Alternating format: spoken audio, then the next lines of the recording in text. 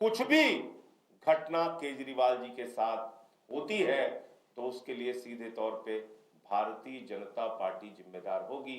मैं फिर से दोहरा के बोल दे रहा हूं, कोई भी घटना केजरीवाल जी के साथ घटित होती है तो सीधे उसके लिए बीजेपी जिम्मेदार होगी। आपके कोई प्रश्न आप पूछ सकते हैं। सर, लगातार यही सवाल हो रहा है कि आप लोग दावा कर रहे हैं कि हमला हुआ, अटैक हुआ, और जो अटैकर्स हैं उनका फोटो दिखा रहे हैं, तो आधिकारिक रूप से कोई शिकायत दिल्ली पुलिस को आपने क्यों नहीं दी? दिल्ली पुलिस का रोल आप देख रहे हैं, हमला करने वालों के साथ हंस हंस के बातें कर रहे हैं, हाथ जोड़ के खड़ा है एसएचओ। जब दिल्ली पुलिस का एसएचओ ही हाथ जोड़ के खड़ा है हमलावरों के साथ।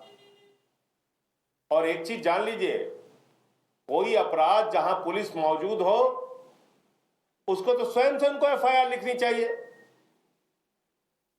हम अपनी कानूनी कार्रवाई क्या करेंगे, हम उसकी कानूनी राय लेंगे, लेकिन एक चीज जो साफ तौर पे आपको दिख रही है कि पुलिस तो खुद ही, अमित शाह की पुलिस खुद ही मिली हुई है इन लोगों के साथ। तो पुलिस कैसे कार्रवाई करेगी? जो जो पुलिस खुद साजिश का हिस्सा है वो कैसे कार्रवाई करेगी? जिस तरह से आपने बताया कि डरने वाले नहीं हैं, तो क्या कैंपेन कंटिन्यू रहेगा और क्या फिर आप सिक्योरिटी एनहांस करा के कैंपेन करेंगे? देखिए, ऐसा है कि कैंपेन तो कंटिन्यू रहेगा, कैंपेन तो रुकने वाला नहीं है। कैंपेन जो बना हुआ है, केजरीवाल जी का जो कार्यक्रम बना हुआ है वो कार्यक्रम नियमित रूप से चलेगा। लेकिन ये स्पष्ट है कि अगर खुद विजेंद्र गुप्ता इस गुंडई के समर्थन में, इस हमले के समर्थन में बाहर आके बोल रहे हैं, पूरी की पूरी बीजेपी इस गुंडागर्दी और हिंसा का समर्थन कर रही है, तो निश्चित रूप से बीजेपी शामिल है इसके पीछे। और कोई भी घटना केजरीवाल जी के साथ घटित होती है तो उसके लिए बीजेपी जिम्मेदार होगी। पुलिस से चाहेगी कि सिक्योरिटी ज्यादा बढ़ाई जाए? देखिए, ऐसा है कि अगर वास्तव में पुलिस निष्पक्ष होती तो ये घटना घटित कैसे हो गई? केजरीवाल जी के ऊपर पहले भी हमले हो चुके हैं चुनाव के दौरान। इस समय में जब बीजेपी बिल्कुल आमादा है किसी भी तरह का नुकसान पहुंचाने के लिए, तो ये चूक कैसे हो गई? ये सवाल आप पुलिस वालों से पूछिए, अमित शाह जी से पूछिए। अमित शाह के अंडर में है यहां की पुलिस।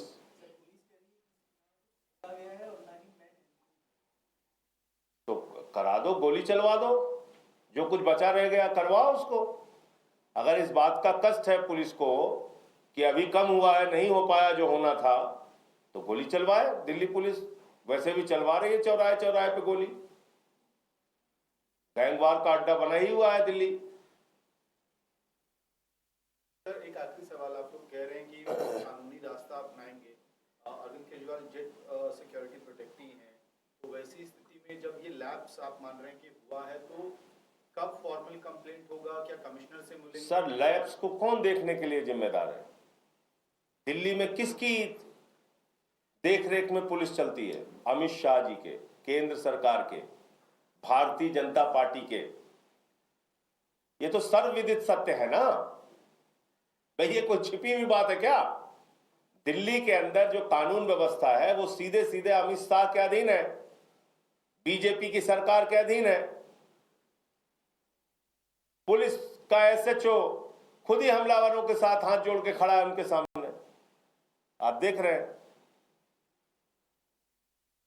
तो जेड प्लस सिक्योरिटी की क्या समीक्षा करेंगे, क्या उसमें परिवर्तन करेंगे, क्या नहीं करेंगे, ये सारे प्रश्न आपको बीजेपी और अमित शाह से पूछना चाहिए। बीजेपी सर ये कह रही है कि आप तो सवालों से बच रहे हैं, लोग सवाल पूछने चाह रहे थे पानी को लेकर। ये लोग हैं क्या, ये मुझे बताइए आप ना, जो धमकी देने वाले ये लोग हैं, ये जो वहां पे गुंडागर्दी कर रहे थे, ये लोग हैं क्या?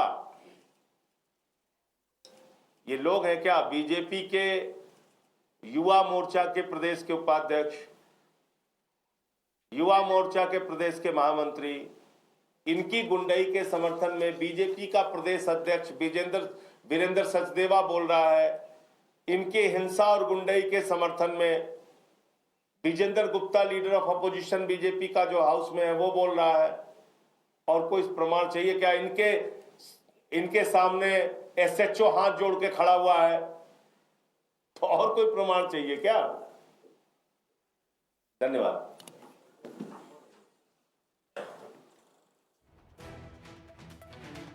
So that was Aam Aadmi Party MP Sanjay Singh speaking on the incident that took place during Kejriwal's Padyatra yesterday, in which Aam Aadmi Party claims that he was heckled and manhandled by the goons.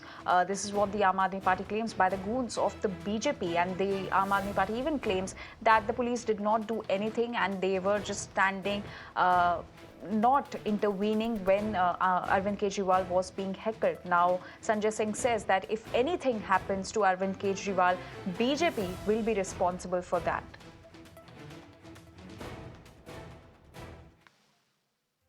Well, that's all in this edition, but news and updates continue here on Mirror Now. Thanks for watching so far.